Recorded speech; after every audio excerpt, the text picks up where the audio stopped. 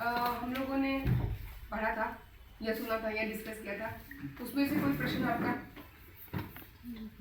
सब क्लियर हो गया? हाँ जी। मैम आपने जो अग्नियों के बारे में बताया था, मंदाग्नि, तीक्ष्णाग्नि, विषमाग्नि, तो उसका बेसिक रीजन क्या होगा कि वो मंद होती है, तीव्र होती है आयुर्वेदिक पर्सपेक्टिव से? देखिए, नेचर भी हो सकता है व्यक्ति का, उसकी प्रकृति वैसी हो सकती है, उसकी बेसिक अग्नि ही वैसी हो सकती है। आप देखेंगे कि कुछ लोगों को बहुत भूख लगती है बाय नेचर, मतलब नॉर्मली ही उनको ज़्यादा भूख लगती है, वो खाएंगे भी ज़्यादा, लेकिन पता नहीं चलेगा किधर गया, फिर भी ऐसे रहेंगे। कुछ लोगों की अग्नि मंद होती है, इस वजह से वो मोटे होते हैं। कफवात। हाँ, ठीक है। भूख कम लगेगा, मतलब मेटाबॉलिज्म स्लो है, ये समझिए। भूख भी कम लगता हो सकता है, खाना पचने में कैसे पता चलेगा? खाना या तो पचता नहीं है, या तो भूख नहीं लगती, या खाना पचने में बहुत ज्यादा समय लगता है, नॉर्मल से ज्यादा समय लगता है। किसी ने तो अभी खाना खाया, 4 घंटे बाद फिर से पेट का अलार्म बजना स्टार्ट, है ना?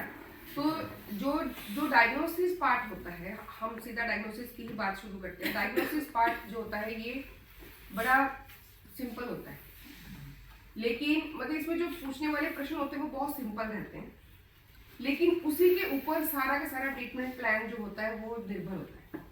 और सबसे इम्पोर्टेंट पार्ट जो ट्रीटमेंट का है वो है करेक्ट डायग्नोसिस बनाना। करेक्ट डायग्नोसिस बनाना, डायग्नोसिस पेशेंट क्या बीमारी का रूट आप ढूंढ लेंगे अगर, तो समझ लीजिए वो ठीक हो गया। ठीक व्यक्ति एक चीज से भी हो सकता है, लेकिन वो सही होनी चाहिए, ठीक है? तो उसके लिए जैसे कल मैंने बताया था, अग्नि कैसी है ये समझने के लिए सिंपल से क्वेश्चन पूछने हैं। आपको भूख लगती है, पेशेंट से जब आप बात करते हैं, या घर में भी पेशेंट है, या हम खुद भी हैं, खुद को भी एनालाइज करने के लिए अपना पर्सपेक्टिव चेंज करना है, अपने बॉडी को देखने का नजरिया चेंज करना है, ये जरूरत है। आयुर्वेद को समझना है तो सबसे पहला काम यही करना है।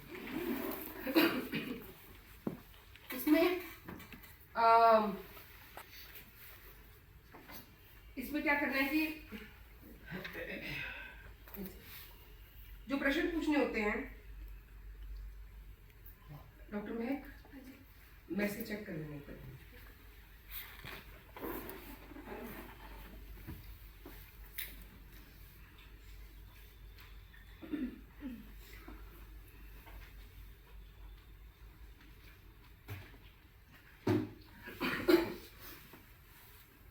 तो पेशेंट बताएगा मुझे, सबसे पहले तो वो बताएगा मुझे फलानी बीमारी है, यहीं से उल्टे दिशा से स्टार्ट होते हैं, है ना? हमने उसको बिल्कुल अपोजिट डायरेक्शन में लेके जाना है।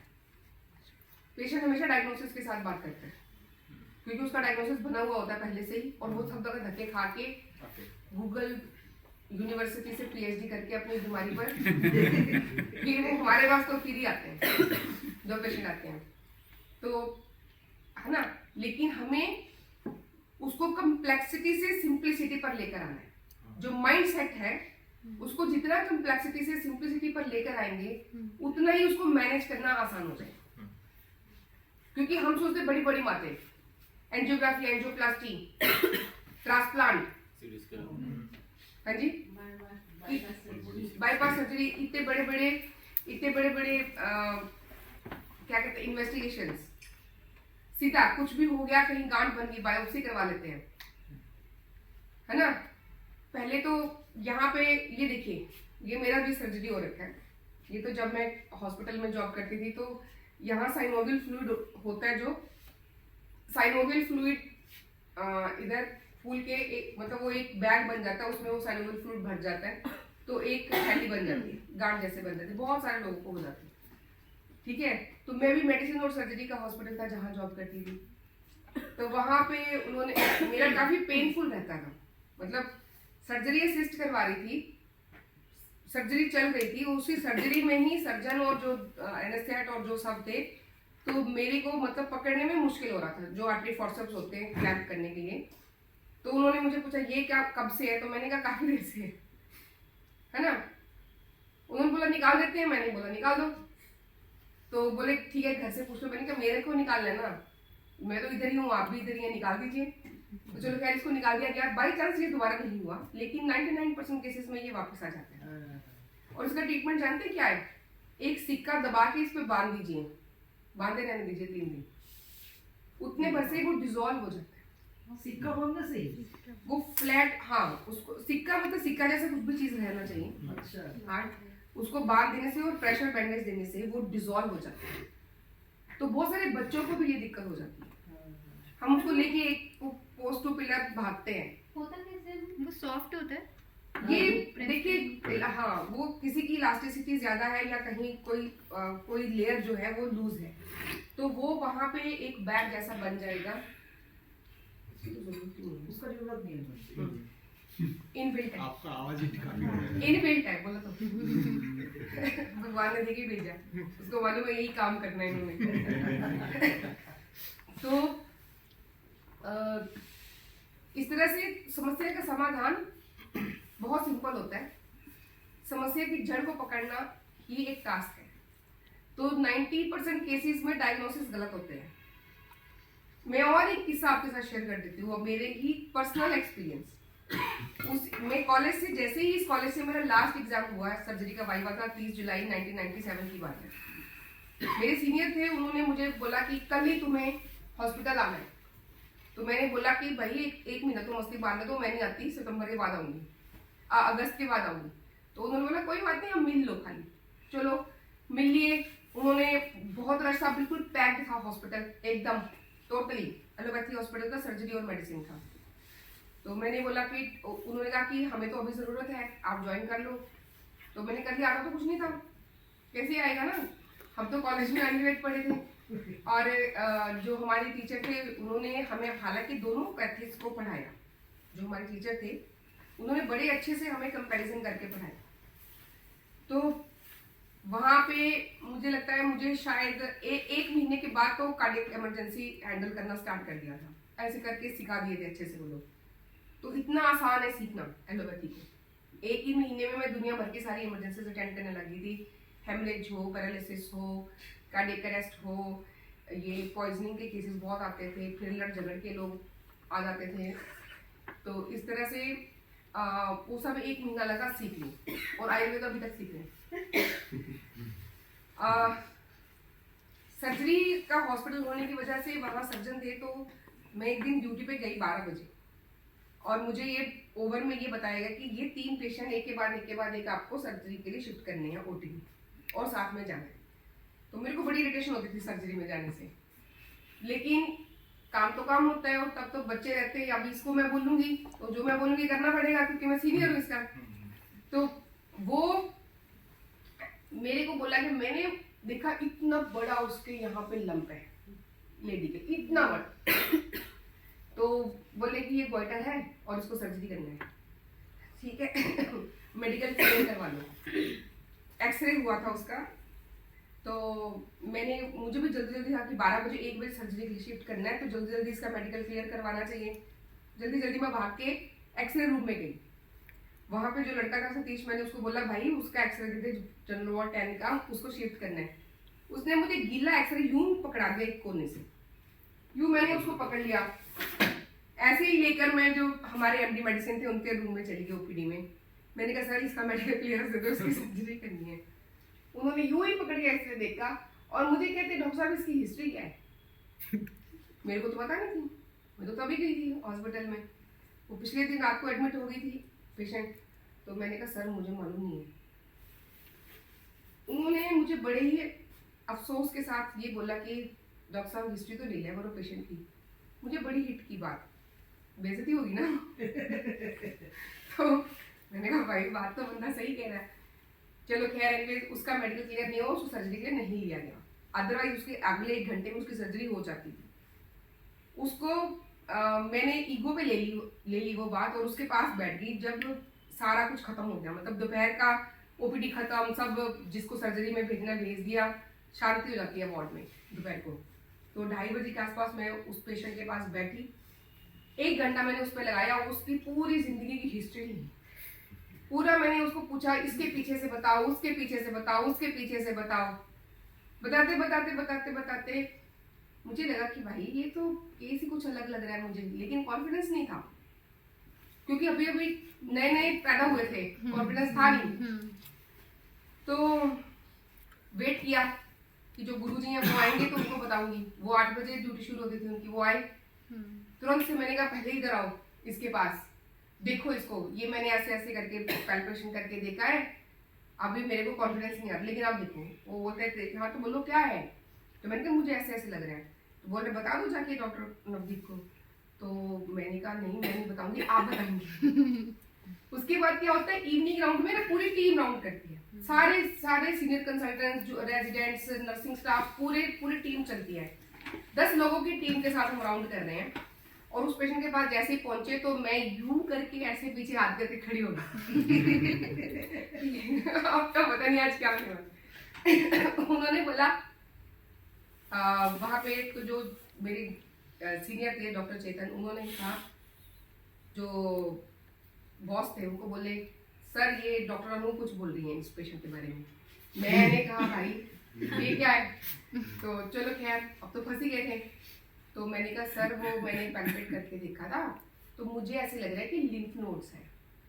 तो उन्होंने देखा 1 2 3 4 1 2 3 4 ऐसे ऐसे करके लिम्फ नोड्स पड़े। वो पेशेंट को अल्ट्रासाउंड के लिए लिया गया, उसके पूरे एब्डोमेन में भी लिम्फ नोड्स थे। उस पेशेंट की फीवर की हिस्ट्री थी, 1 साल में 10 उसका वेट लॉस की हिस्ट्री थी। वो पेशेंट का गॉइटर नहीं था, उसका लिम्फ नोड था, वो ट्यूबरकुलोसिस की पेशेंट। अगर उस पेशेंट की सर्जरी हो जाती तो जितना स्टाफ वहां था सबको ट्यूबरकुलोसिस हो जाती, क्योंकि वो ओपन ट्यूबरकुलोसिस का केस था। तो डायग्नोसिस इतना इंपॉर्टेंट है। मतलब उस दिन के बाद मेरी उस हॉस्पिटल में एक पोजीशन अलग बन गई, क्योंकि वो मुझे मजाक में मुझे सर्जन बोलते थे कि ये हमारी फिजिशियन है। लेकिन क्या होता है कि कई बार हमारी जो नजर है ना, हम हमेशा डिफिकल्ट चीजों को देखते हैं, सिंपल चीजों को सोचते नहीं है। डिफिकल्ट चीजों को, बीमारी को देखो तो खास कर मुश्किल से मुश्किल चीज हम सोचेंगे। ठीक, अभी एक और मैं बात बता देती हूँ, उसके बाद में लास्ट में डिफरेंशियल डायग्नोसिस पे आती हूँ। एक बस जा रही, स्कूल बस डेली एक सुरंग में से निकलती थी। तो वो सुरंग उतनी ही थी जितनी बस की हाइट थी, तो उसमें से वो रोज लेके निकल जाती थी। स्कूल में छुट्टियां हो गई, छुट्टियों के बाद वापस स्कूल बस जब उसमें से निकलने लगी, बच्चे बैठे होते उसमें, तो वो उसमें फंस गई। अब ये हो गया कि ड्राइवर सोचे मैं तो रोज ही लेके जाता था, क्या हो गया। तो उसमें तो बिल्कुल ऊपर से वो रगड़ खा रही है, ना आगे ना पीछे, कहीं नहीं जा रही। कोई क्रीम बुला रहा है, कोई इंजीनियर बुला रहा है, कुछ कर रहा है, कुछ बुला रहा है। एक बच्चे ने बोला कि ये सड़क बना दी गई है इसलिए इसकी वो कम हो गई, तो चारों टायरों में थोड़ी थोड़ी हवा निकाल दो तो बस निकल जाएगी। सिंपल चीजें सोचते नहीं है हम, लेकिन जब मेडिसिन की बीमारी की बात आती है, हमेशा सिंपल चीजों के बारे में सोचिए, हमेशा। चाहे वो स्वस्थ रहने के लिए है, हमको ओमेगा 3 फैटी एसिड खाना है। पहले तो ओमेगा 3 फैटी एसिड के स्पेलिंग बताओ, ओमेगा क्या होता है पहले तो वो बताइए, फिर वो करता क्या है, फिर किस में होता है, फिर वो बॉडी में कैसे काम करता है। हमें उतना सोचने में लग जाएंगे जितने में खा के निकल भी जाएंगे। सिंपल जैसे कल हमने बात की थी, खाने के मामले में 3 ही रूल हैं। क्या है? Regional, seasonal, local, fresh. क्योंकि जिस मिट्टी जिस जलवायु में हम हैं वही हमारे मित्र हैं। ठीक, उसके साथ 36 के 36 गुण मैच होते हैं पूरे। तो अभी आ जाते हैं डिफरेंशियल डायग्नोसिस पर। उसके एक एग्जांपल लेके ही मैं समझाऊंगी, 2 ले लेंगे। ठीक, तो पहली और सबसे कॉमन प्रॉब्लम जॉइंट पेन्स। ठीक है, जिसके लिए लोग नुस्खे ढूंढते हैं या जिसके लिए लोग इधर उधर की दवाइयां खाते रहते हैं, है ना, ऐसे काम करते हैं। अब हमने तो थेरेपीज भी सीख ली काफी सारी, उससे भी हम लोग हेल्प कर सकते हैं। लेकिन किस जॉइंट पेन में कौन सी थेरेपी देना है, वो चॉइस ऑफ थेरेपी कैसे करना है, वो कैसे पता चलेगा।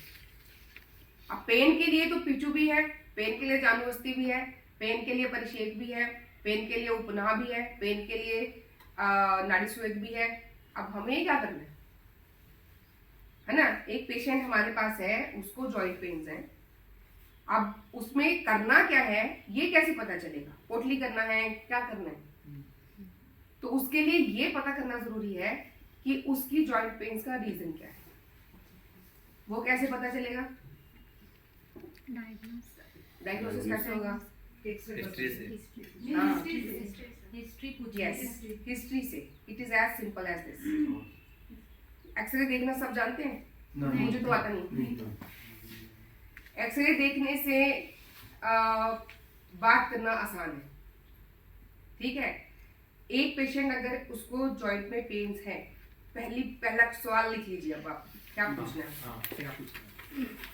पहली बात, पेन का नेचर कैसा है?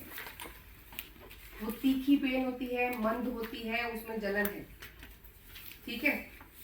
तुमको नहीं सीखना, ठीक है। एक बात। दूसरी बात, पेन होने का समय क्या है? सुबह होती है, दोपहर होती है, शाम को होती है? टाइम ऑफ पेन जी। तीसरा, उसके बढ़ने का कारण और उसके कम होने की वजह वो पेशेंट को खुद मालूम रहती है। कब बढ़ते हैं, कब कम? कैसे बढ़ती है और कैसे कम होती है ये पेशेंट को पता होता है। एक पेशेंट बोलेगा मैं सुबह बिल्कुल सही उठता हूँ, लेकिन जैसे जैसे दिन में मैं आगे आगे बढ़ता हूँ तो मेरी दर्द बढ़ती जाती है। दूसरा पेशेंट बोलेगा कि मैं जब सुबह उठता हूँ तो एकदम से जुड़ा होता हूँ, हिल भी नहीं पाता, बहुत पेनफुल कंडीशन होती है, लेकिन जैसे जैसे दिन आगे बढ़ता है पेन कम होता जाता है। ये दोनों नॉर्थ पोल और साउथ पोल है, एकदम अपोजिट कंडीशन है दोनों का, ठीक है ना। उसके कारण क्या है? एक, हाँ मैं आ रही हूँ इसमें एक एक एक करके, ठीक है। ये हमने सवाल पूछ लिए, अब इसका एनालिसिस कैसे करते हैं, ठीक। उसमें हाँ, और एक इंपॉर्टेंट चीज, पेशेंट की एज क्या है, ठीक है, एज। अब जॉइंट पेन्स के मुख्यतः 3 रीजन होते हैं। या तो ऑस्टियोआर्थराइटिस होता है, या रूमेटॉइड आर्थराइटिस होता है, या गाउट होता है। ये 3 कॉमन कारण हैं। इसके अलावा एंकाइलोसिस स्पॉन्डिलोसिस भी हो सकता है। RAOAN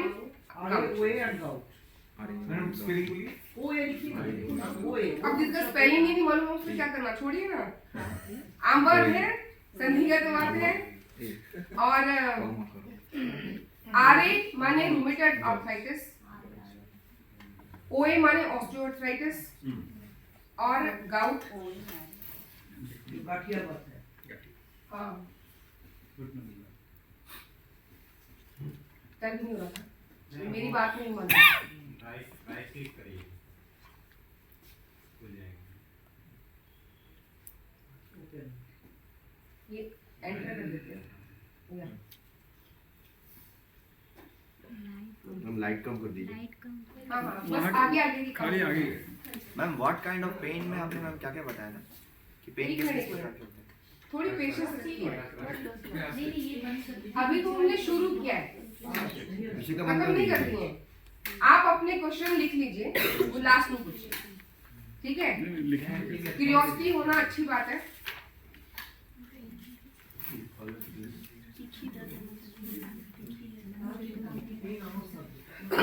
इसको आप बाद में अच्छे से पता है। हाँ, पूछना।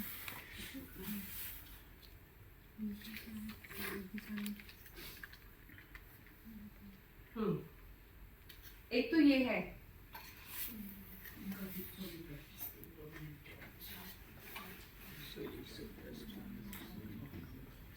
ठीक है। मैं इसको अच्छे से समझाऊंगी, दोबारा से देखेंगे इसको। इस पे आ जाता है सीधा, ठीक है। OARAN gout. नंबर 1, ऑस्टियोआर्थराइटिस ज्यादातर एज के साथ होता है, ठीक है। डिटीरियोरेशन, डिजेनरेशन, हॉलोनेस, वात भर जाती है उसमें, जैसे कल हमने डिस्कस किया, ठीक है। धीरे धीरे करके जब वात की प्रधानता हो जाती है कि जब हम उस एज में चले जाते हैं जहां डिटीरियोरेशन स्टार्ट हो गया तो वो जैसे जैसे बोन्स जो हैं वो अंदर से हॉलो होनी शुरू होती है, वहां जहाँ खाली जगह बन गई वहां कौन रहेगा? वायु।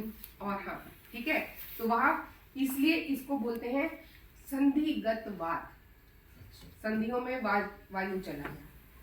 ठीक है, क्या बोलते हैं? संधिगत वायु। ऑस्टियोआर्थराइटिस, जिसमें बोलते हैं ऑस्टियोपोरोसिस होने की वजह से जो होता है। It used to be an old age disease, it's not anymore. अभी ये किसी भी एज में हो जाता है, किसी भी एज में हो जाता है, क्योंकि हमारी जो डाइटरी हैबिट्स हैं, जो हमारा रूटीन है, वो सब गड़बड़ है। इस वजह से ऑस्टियोआर्थराइटिस अर्ली एज में भी होना स्टार्ट हो गया। ठीक है, इस तरह की पेन में कट कट कट की आवाज आती है, क्रेपिटेशंस। ठीक है, क्योंकि वो एयर की मूवमेंट की ही आवाज होती है जॉइंट्स के बीच में। ऑलराइट, तो ये ठीक है। अभी बात का दिन में टाइम कौन सा है? इवनिंग। ठीक है, तो ऐसे पेशेंट जब सुबह उठेंगे तो बिल्कुल सही होंगे, क्योंकि बात शांत हो जाता है और सुबह का टाइम तो वैसे ही कफ का टाइम है। जैसे जैसे इवनिंग होगी वैसे वैसे उनकी पेन बढ़ेगी। ठीक है, या जैसे जैसे वो जितना मूवमेंट करेंगे उतना उनको पेन बढ़ता जाएगा, क्योंकि मूवमेंट करने से, ज्यादा बोलने से, भागने से, ज्यादा चिंता करने से, इन सारी चीजों से वायु जो है वो बढ़ती है, वात जो है वो बढ़ती है। ठीक है, अब वात के लिए सबसे बेस्ट मैंने वन स्टॉप सॉल्यूशन क्या बताया था? कफ को बढ़ाना, वात के लिए ऑयल। ऑयल तेल माने तिल का तेल। वायु कैसी होती है? ड्राई।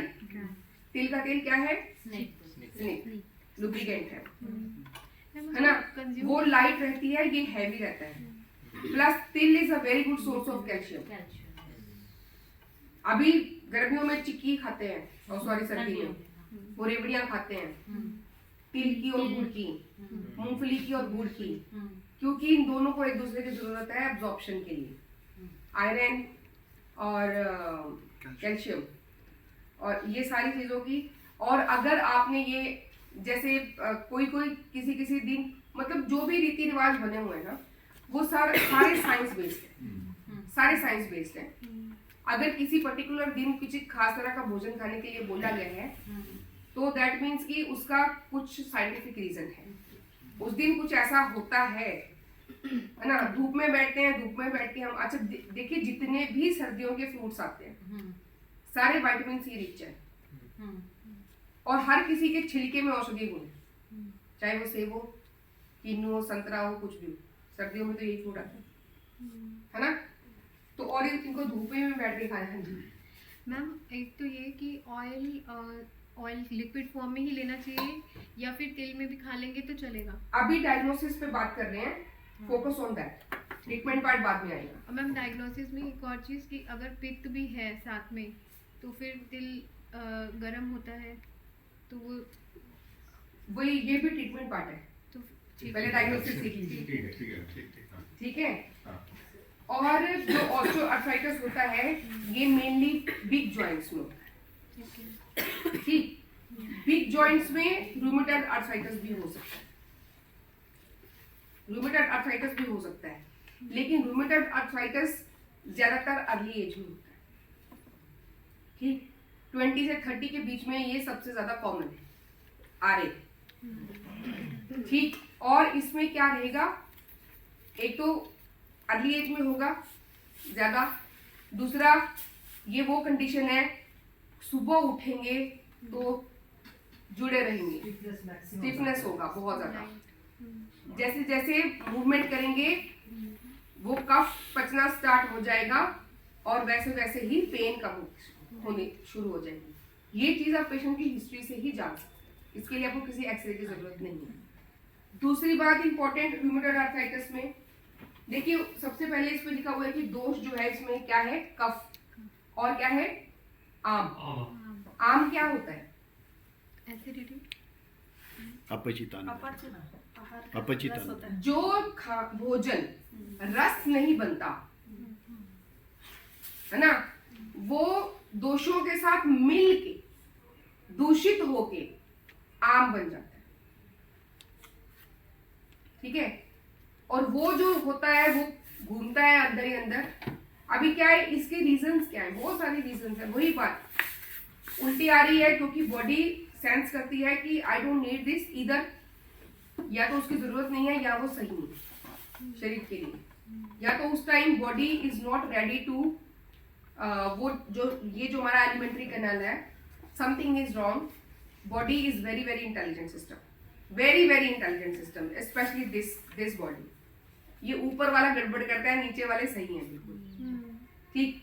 तो वो सेंस करती है उल्टी वो बाहर निकालेगी, उल्टी आएगी, इंटेस्टाइन्स में पहुंच गया, सेंस किया, not good, contaminated, not needed, बाहर निकाल दो, दस्त लगेंगे।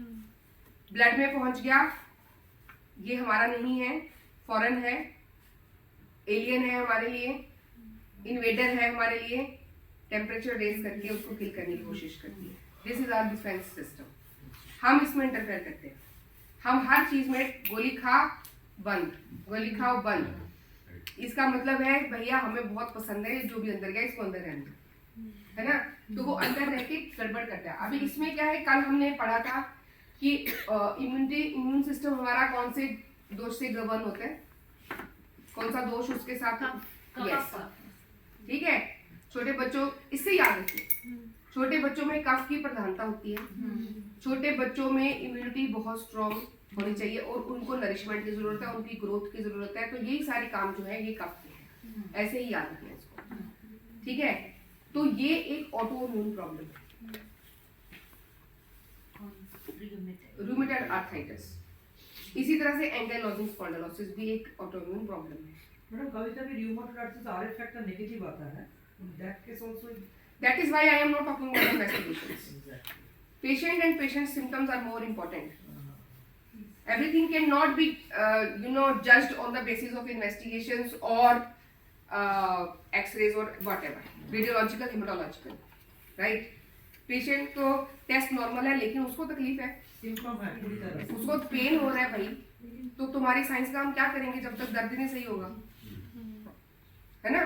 तो दिस इज वाई आयुर्वेद में दशविध परीक्षा, अष्टविध परीक्षा इस तरह से बताएंगे। उसमें प्रश्न परीक्षा है, दर्शन देख करके, स्पर्शन टच करके, उसमें हम पल्स देखेंगे, टेम्परेचर देखेंगे, पेन की टेंडरनेस देखेंगे, जैसे मैं बताता कि छूने से दर्द हो रहा है ना, इस तरह की हार्ड है, सॉफ्ट है, ये सारी चीजें टच करके पता चलती है।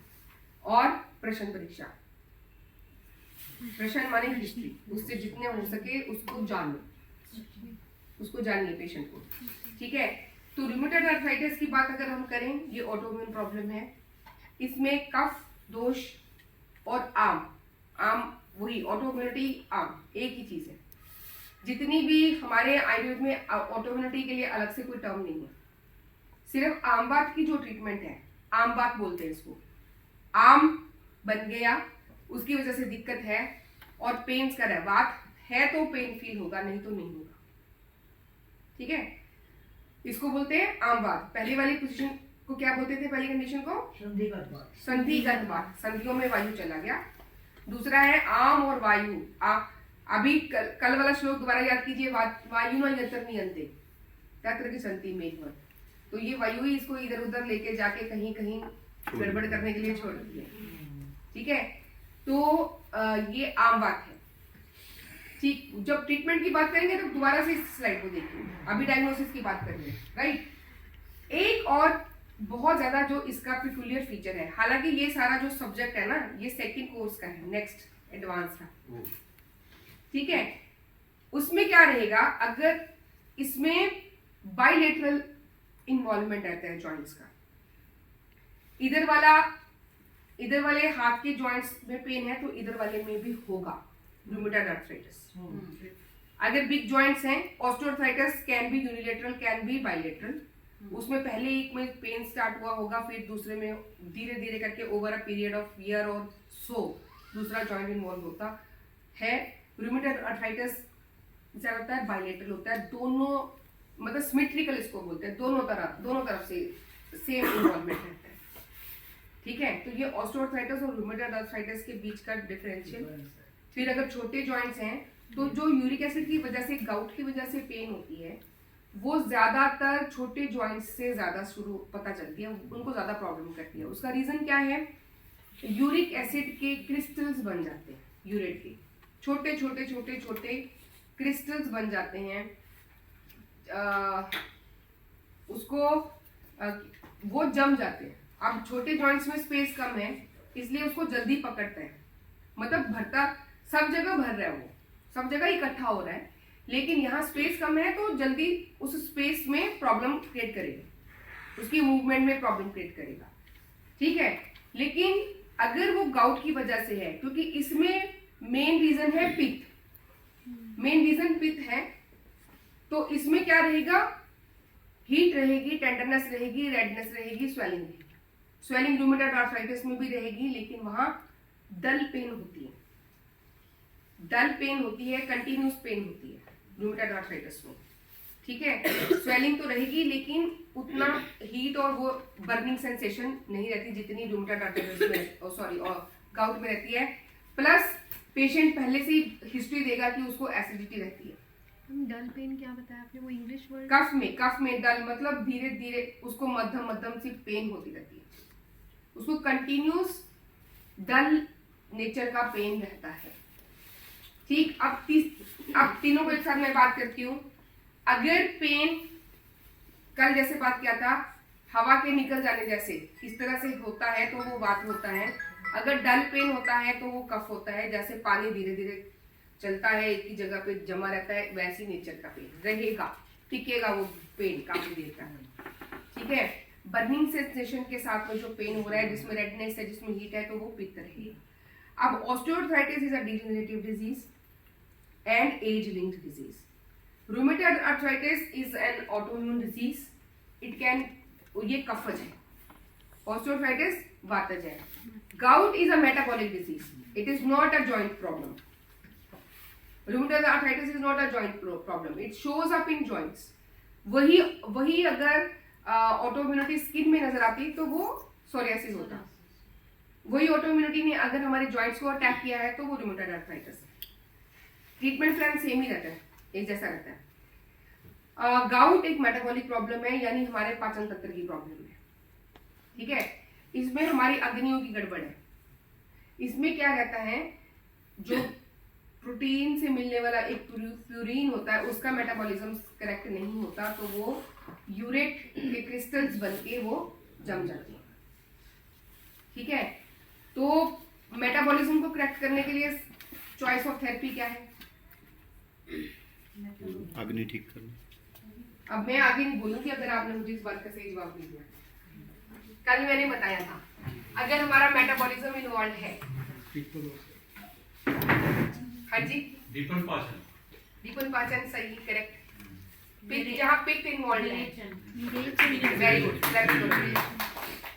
पित्त है तो विरेचन, कफ है तो वमन, और या फिर वृक्षण, ड्राइंग, और बात है तो बस्ती। ऑस्टियोआर्थराइटिस में बस्ती इज द बेस्ट चॉइस, बाहरी भी अंदरूनी भी, ठीक है। वो अभी आप पढ़ेंगे, आई थिंक इनका हुआ नहीं है डॉक्टर साहब, सब अभी नहीं बस्ती बस्ती का स्थानिक बस्ती, हमारे जानू बस्ती, ग्रीवा बस्ती, ये जानू, ग्रीवा, कटी, ये संस्कृत नेम्स हैं।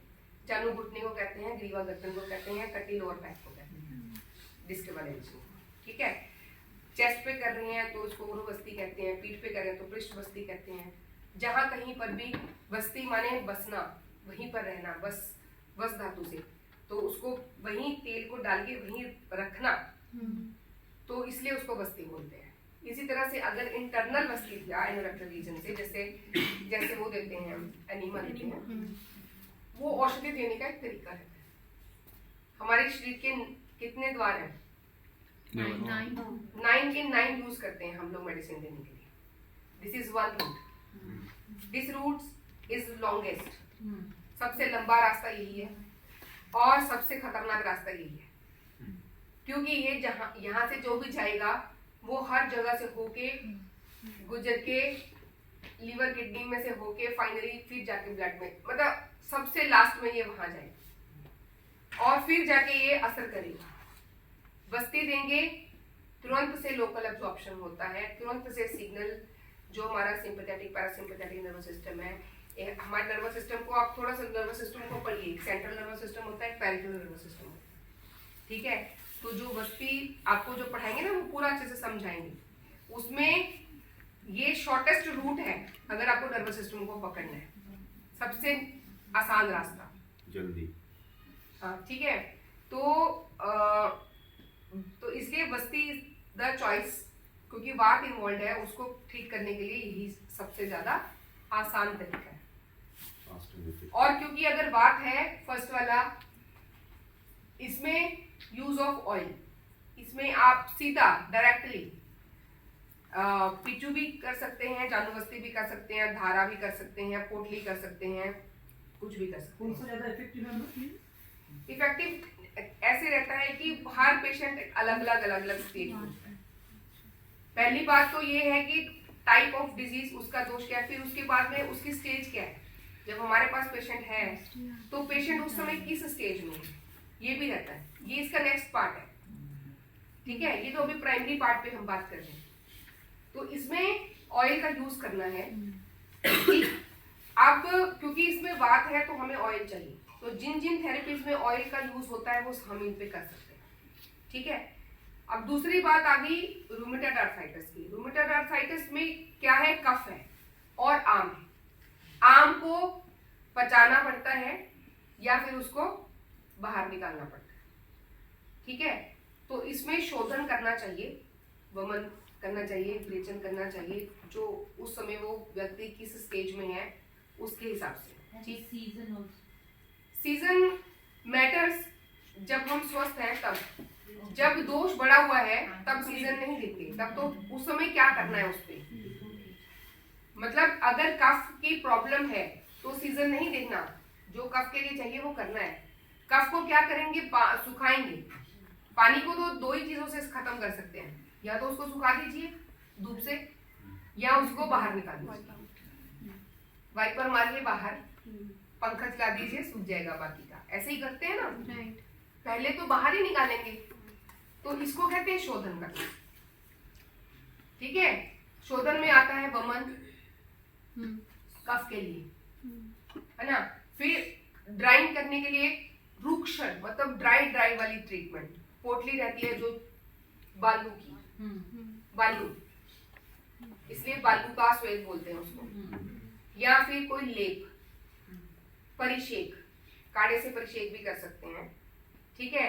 मैं आपको एक टिप देती हूँ, अगर स्वेलिंग और ऐसे स्टिफ ऐसे पेन है तो इमली का लेप कर दीजिए, कुछ भी नहीं है, इमली का लेप कर दीजिए। इमली के पत्तों का जूस निकाल के उसका लेप कर दीजिए, इमली है उसका कर दीजिए, उसका घोल बना के, थिक पेस्ट बना के उसका, उससे उसको उबाल के उसको उबाल के उसके पानी के साथ आप धारा कर सकते हैं, परिषेक कर सकते हैं, सिकाई कर सकते हैं और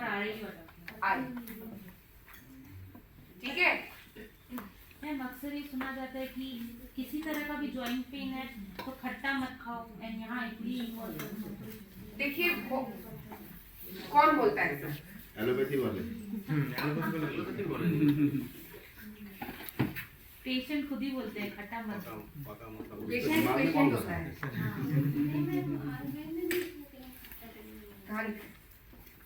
अभी बात ये है कि पेशेंट को वात प्रॉब्लम है, पित्तज है कि कफज है, ये भी तो आयुर्वेद में लिखा है, ठीक है। चिंचा पत्र स्वरस के साथ उसको करना, ये भी आयुर्वेद में लिखा है, चिंचा माने इमली, ठीक है। नींबू, अभी इसमें क्या है, यही मैंने कल आपको बताया था, हमने अपनी बॉडी की नेचर, बीमारी की नेचर समझ ली, तो हमें अब फूड की नेचर और औषधि की नेचर समझना है। नेक्स्ट सब्जेक्ट ये है, फूड का नेचर और औषधि का नेचर, तभी तो ट्रीटमेंट करेंगे, कैसे करेंगे, है ना। एक रहता है कि उसको खाया, उसका एक सबसे पहले क्या रहता है, स्वाद, उसको बोलते हैं रस, फिर होता है उसका गुण, प्रॉपर्टीज, है ना, वो कैसे, उसका मोड ऑफ एक्शन कैसे है, वो। फिर होता है वीर्य। वीर्य दो तरह का रहता है, कैसा? उष्ण और शीत, यानी कि या तो वो गर्म है या वो ठंडा है। एक होता है विपाक, हाँ, उसके पचने के बाद उसकी तासीर कैसी है। अब नींबू की तासीर क्या है? गलत। दही की तासीर क्या है? उष्ण। गलत। हाँ सही। लेकिन क्यों गर्मी में लोग इसको खाते हैं, लेकिन दही खाने का सबसे बेस्ट ऋतु ये ठंडे में। Yes, December January is the best, क्योंकि हमारी अग्नि सबसे ज्यादा स्ट्रांग होती है इस टाइम। लक्ष्मी मंदिर में खाए, हाँ जी, लक्ष्मी मंदिर में प्रसाद खाए, दही बड़ा खाए ना। तो 18 या 18 इंच खा लो, पानी कहाँ जाएगा? और सांस आई ना आए हमारी कोई जिम्मेवारी नहीं। तो दही, ये मिथ्स है, यही मिथ है सौंठ के बारे में, शुंठी। ठीक है, शुंठी सौंठ को शास्त्र कहते हैं गर्मी में खाइए, क्योंकि उसका विपाक शीत है। मतलब वो ginger, dry ginger powder, dry ginger. और जिंजर को सर्दी में खाना है। अरे कॉमन सेंस है, अभी आ रहा है तो अभी ताजा मिलेगा, अभी निकलता है। अक्टूबर के बाद ही अदरक निकलना शुरू होता है। और जो उसके बाद तो उसको सुखा के रखना पड़ेगा खाने के लिए। तो सौंठ बुखार को उतारने में भी इसीलिए हेल्प करती है, आम का पाचन भी करती है जो सौंठ रहती है। और वो बुखार उतारेगी तभी जब वो शीतल नेचर का होगा, है ना। तो सौंठ का जो विपाक है वो शीत है, नींबू का विपाक उष्ण है, दही का विपाक उष्ण है। अब यहाँ ये सारी चीजें इस समय हमें सुनने में मुश्किल क्यों लग रही है? क्योंकि हमने अपने बड़े बुजुर्गों की बात सुनी, इसलिए हमें मुश्किल लग रही है। बात ये थी, जिनके पास इंफॉर्मेशन थी उनकी सुनी नहीं गई। वो तो बताते थे ये वाला मौसम में ये मत करो, दशहरे से पहले मूली मत खाओ, है ना। जब चैत्र के नवरात्रे आते हैं उसके बाद नीम खाना शुरू करो। और तो लेकिन उनको हमने क्या बोला?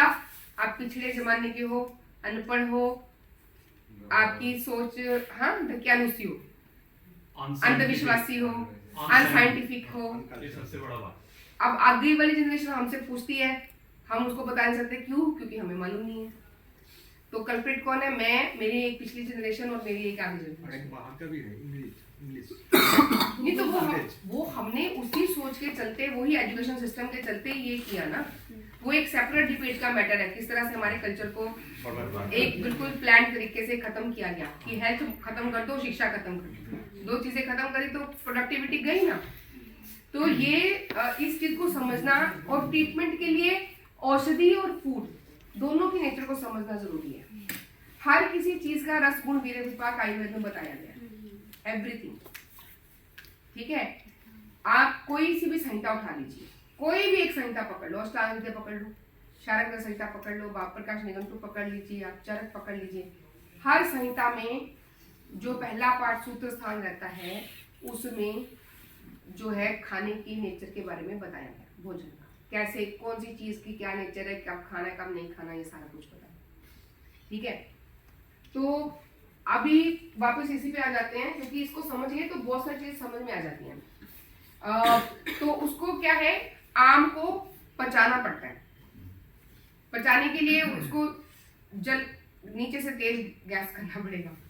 अग्नि ऐसे भी उसको, अग्नि का दीपन पाचन, जैसे आपने बोला दीपन पाचन हम कर सकते हैं, चित्रक दे सकते हैं, शुंठी दे सकते हैं उसका दीपन पाचन करने के लिए, हिंगवाष्टक दे सकते हैं, अजमोद आता है, अजमोद आदि चूर्ण दे सकते हैं। ऐसे करके सिंगल हर्ब्स भी दे सकते हैं, सिंगल हर्ब हमेशा बेटर रहते हैं। ठीक है, तो उसके और साथ में क्या करना है, ड्राइंग, रूक्ष चिकित्सा करना है। बालू स्वेद, बालू की पोटली बना के उसका स्वेद, सेंधा नमक की पोटली बना के उसका पहले 2-3 दिन तो यही करना। ठीक, ये एक्यूट कंडीशन के बारे में बोल रहे हैं कि क्रॉनिक में आई इफेक्ट के बारे में? देखिए, अगर वो स्वेलिंग है और स्टिफनेस है तो ड्राइंग करना है। स्वेलिंग और स्टिफनेस ड्राई करना, जैसे कि फ्रोजन शोल्डर, तो पहले वहां पे ड्राइंग करना है। क्योंकि कफ का आवरण हटाना जरूरी है। जो जल ने अवरोध किया वो हटा देंगे तो वायु की गति अपने आप से सही दुरुस्त हो जाएगी। तो उसके लिए ड्राइंग करना जरूरी है। फ्रोजन शोल्डर कंडीशन को हम याद है ना, दिमाग में बिठा लेंगे। फ्रोजन शोल्डर में भी तो यही है, स्टिफनेस हो गया, मूवमेंट रिस्ट्रिक्ट हो